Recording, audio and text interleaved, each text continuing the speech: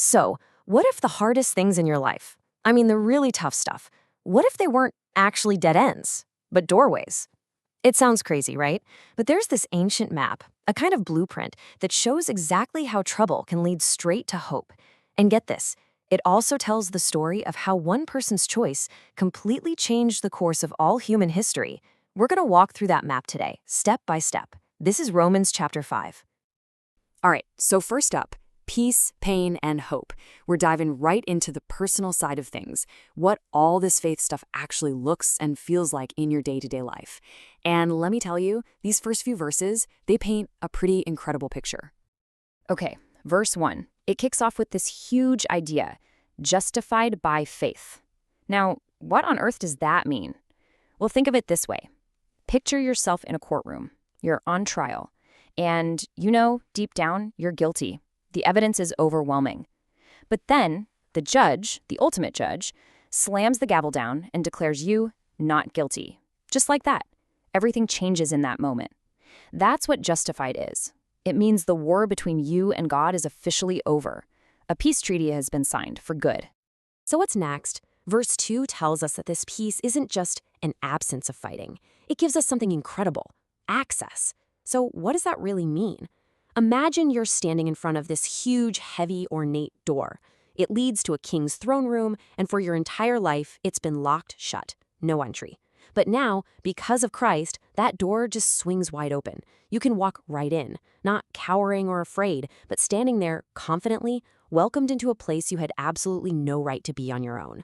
That's access. Okay, now for verses 3 and 4. This is where things get really interesting because it describes this incredible chain reaction. It starts with, tribulations, the hard stuff, the pressure. So think of a lump of plain old coal. It gets put under this immense, crushing pressure. But instead of being destroyed, something amazing happens. It produces perseverance. That coal learns to just hold on, to endure. And that endurance, that grit, it forges something new, proven character. The coal is literally transforming into a diamond. And what comes from that diamond-like character? Hope. A brilliant, unbreakable hope. But you might be thinking, is this hope just wishful thinking? Well, verse 5 gives us the guarantee. It says this hope does not disappoint. Why? Because the love of God has been poured out into our hearts. Now, this isn't a trickle. To get this in your head, picture your heart as this dry, cracked desert ground, just completely barren. And then, from above, a waterfall of pure, golden light. God's love just comes rushing down, pouring into every crack, every canyon, flooding the whole landscape until it's totally transformed. That's the power behind this hope. It's not on us, it's from Him. All right, next up, the ultimate rescue mission. So we've been looking at the close-up, personal stuff. Now we're going to pull the camera way back. We're going to see the one single historical event that made all of this peace and hope even possible. This is the why behind the what. Verse 6 sets the stage perfectly. It says, when we were still without strength. I want you to really feel that. Picture someone drowning in a raging sea. They're not fighting anymore. They're too weak to even lift their arms, too exhausted to call for help. They are going down, helpless. And it's at that exact moment, the due time, that a rescuer dives in to pull them out. That's the image, a last-second rescue for someone who had absolutely nothing left. Now, to show just how insane this rescue is, verse 7 hits us with some human logic. Think about it. Would you die for someone? Maybe? It says you'd scarcely die for a righteous person, someone who just follows all the rules. Okay, maybe for a good person, a hero, someone you love, someone might dare to die. It's still a huge, huge deal, right? The absolute limit of human love and sacrifice. It's for the best of us. And then, verse 8 drops the bombshell. It starts with two of the most powerful words, but God. Everything we just said about dying for a good person, forget it. This rescue mission wasn't for His friends, it wasn't for heroes. It says He died for us while we were still sinners. In other words, while we were His enemies. Think about that. He didn't wait for us to get our act together. He did it at our absolute worst. That's not just love, that is a demonstration of a completely different kind of love. So verse 9 just follows the logic. It's like, okay, think about it. If God did the absolute hardest thing, dying for His enemies to make them His friends, then how much more will He do the easier thing, which is protecting his friends from what's coming. The picture here is you standing behind this massive shield of unbreakable invisible glass. On the other side, a terrifying storm is raging, but you're completely safe, untouchable. That's the security he's talking about. Verse 10 basically doubles down on that same much more logic, but from a different angle. It says, if when we were enemies, we were reconciled. So picture two soldiers on a battlefield, sworn enemies, who suddenly drop their weapons and turn to face each other. That's reconciliation. That's what his death did. But it doesn't stop there. Now, having been reconciled, we shall be saved by his life. The image shifts. It's not just a truce anymore. Now, those same two people are walking off the battlefield together, side by side, into a bright new day. His ongoing life is what keeps us safe now.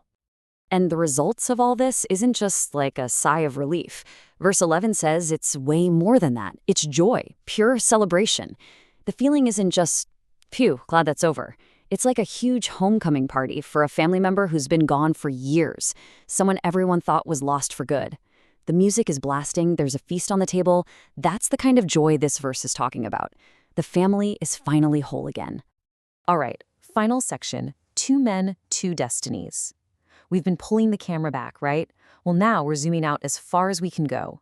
We're rewinding the tape of history all the way to the very beginning to see how the single choice of one man and the single choice of another created two completely different paths for every single person who's ever lived. Verse 12 gets right to it, introducing the first man, Adam. It explains how, through one man, sin entered the world. How could one guy's mistake mess things up so bad for everyone? Well, picture a massive, beautiful glass vase filled with perfectly clear water. That's humanity. Now watch as one single drop of black ink is dropped in. Just one drop. You see it instantly spread out in dark, ugly tendrils. And in seconds, the entire vase of water is tainted. That's what happened. One act contaminated everything. Now, verses 13 and 14 make a really important point. This wasn't because people were breaking a specific list of rules, like the Ten Commandments. That hadn't even been given yet. No, from Adam all the way to Moses, something else was in charge: death. You can picture death as this dark, undisputed king sitting on a throne, reigning over all of humanity. It had absolute power. Then, verse 15 introduces the second man, Christ, and it makes this clear. What he did wasn't just an equal and opposite fix. No, it was so much bigger. It says the free gift is not like the offense. Think of it this way. Adam's act was like one poison pill, but Christ's gift of grace, that's like a massive, rushing flood of pure, healing water that doesn't just cancel out the poison, it overflows everything, washing the world clean and bringing new life. And verse 17 gives us maybe the most powerful image in the whole chapter.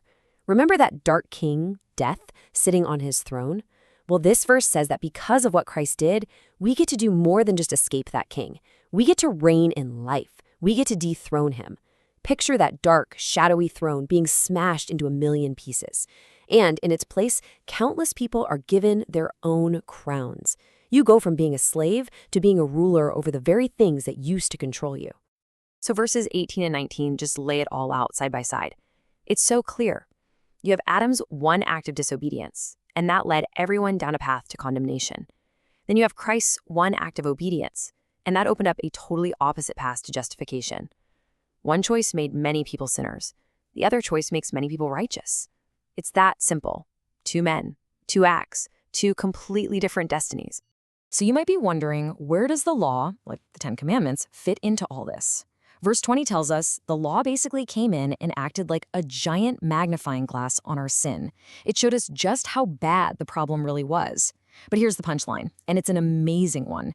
Where sin abounded, grace abounded much more. You see how big that sin bar is? Well, God's grace is so much bigger, it just blows it away. It literally goes off the chart. And that all leads to the grand finale in verse 21. It's the ultimate summary.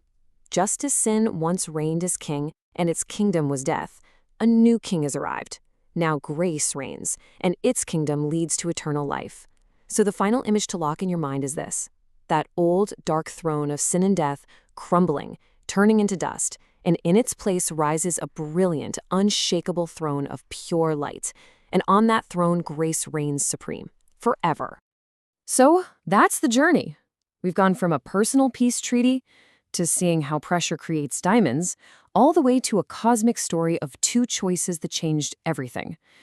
We saw a dark king fall and a new king, Grace, take the throne. So I'll leave you with this question. If Grace really is the new king, if that is the new reality we're all living in, what does that empower you to do right now, today?